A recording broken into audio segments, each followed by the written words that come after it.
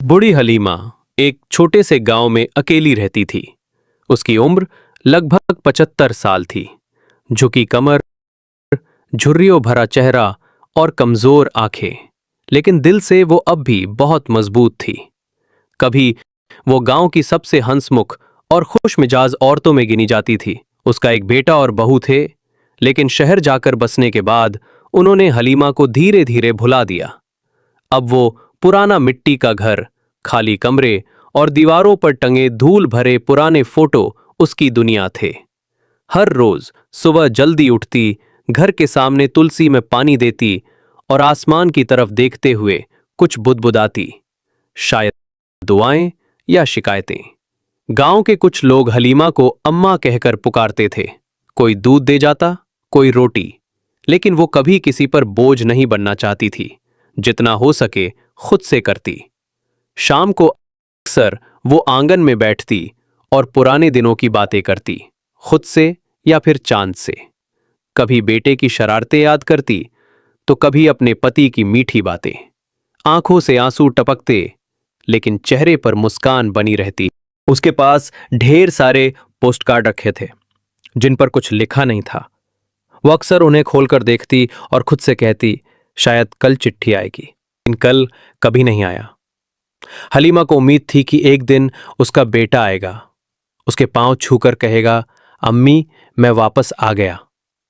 वो हर ईद पर दरवाजे पर बैठती, सजती, मिठाई बनाती, लेकिन ईद बीत जाती, बेटा नहीं आता। एक ठंडी सुबह हलीमा अपने आंगन में तुलसी के पास बैठी मिली।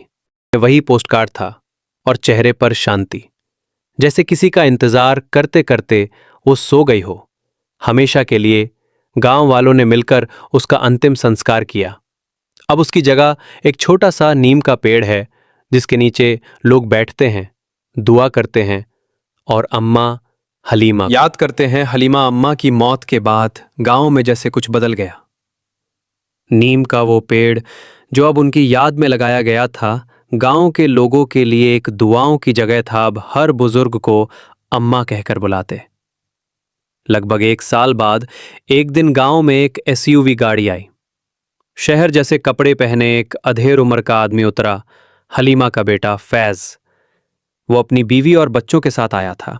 याद करते हैं हलीमा अम्मा की मौत के बाद जब फैज ने मां के घर का टूटा दरवाजा और बंद खिड़कियां देखी, तो भीतर कुछ टूट गया। एक पड़ोसी ने आकर बताया, अम्मा अब नहीं रही, नीम के पेड़ के नीचे दफन है। वो चुप रहा, लेकिन आंखें झुकी रहीं, शायद शर्मसावे से। फैज ने मां का कमरा खोला। दीवारों पर वही पुराने फोटो थे।